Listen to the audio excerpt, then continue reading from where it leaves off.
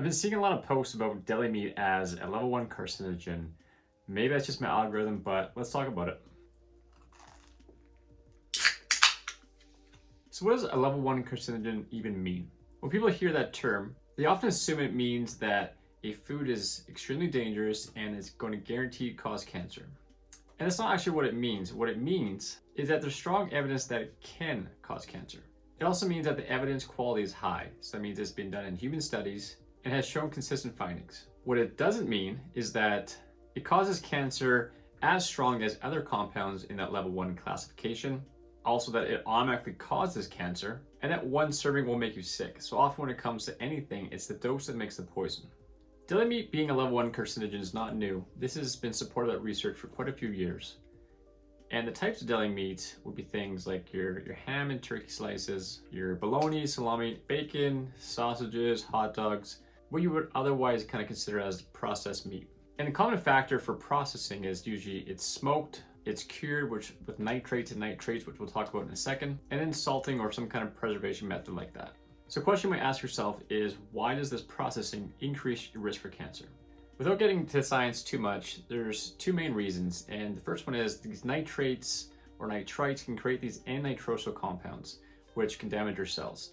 The other reason is these high cooking methods can result in other compounds being formed, which also can do some damage and result in the potential of cancer formation. The most consistent association with cancer risk is colorectal cancer. So how big is this risk really? This is a key point that a lot of media and social media influencers, or really a lot of people, don't really understand well. A commonly cited estimate is about 50 grams of deli meat, or say one hot dog. With that commonly cited estimate, that increases your relative risk of about 18% for colorectal cancer.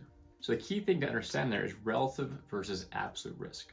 If your baseline lifetime risk was 5%, then that increase of relative risk of 18% would raise your absolute amount from 5 to 5.9%. It's still meaningful, but it's not eating deli meat will cause cancer. So I have a lot of clients ask me, based on that it being a level 1 carcinogen, should they avoid deli meats altogether? As a dietitian, I'd say not necessarily. The best approach is to reduce frequency, and like a lot of things, moderation is a key principle to think of here. This reduces the risk without causing anxiety or guilt for eating certain foods.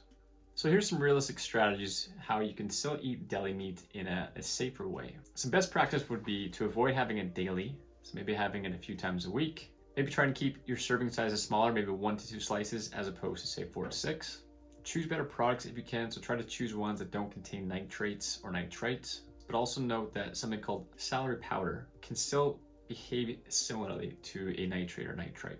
Also choose deli meats with lower sodium, and then choose your roasted turkey or chicken breasts over some of your kind of cold cut meats or salamis. Some better protein swaps you could use instead of deli meat would be things like your rotisserie chickens. A lot of grocery stores have freshly made rotisserie chickens that you can then cut up into thin slices if you want to use that as like a deli alternative. You can use leftovers. Maybe you made some chicken breasts at home or some chicken thighs or turkey thighs. You can use that as well. Once again, you can slice that up. And then you can use things like fish. You know, if you like tuna or salmon, you can use that as a kind of a protein swap. Things like boiled eggs. And then maybe something that's a little more popular right now, but maybe not as popular among some people, is cottage cheese. You can use that, not obviously in your sandwich, but maybe as a side to kind of serve that place in replacement of that protein from the deli meat.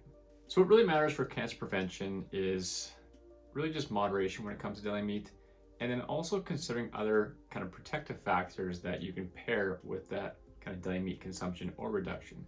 And that would be things like high intake of fiber, a lot of good kind of anti-cancer properties of fiber, especially from your whole grains, fruits and vegetables, nuts and seeds and legumes, and also things like maintaining a healthy body weight. Are you physically active? Reducing your alcohol intake, not smoking. These are all things you also have to consider in that whole kind of picture of cancer reduction. So if you're someone that eats deli meat maybe more than you should, but you exercise regularly, you don't drink, you don't smoke, you can have an excellent cancer prevention profile. So you have to take it into consideration of what everything else looks like. Thanks for watching, and we'll catch you next time.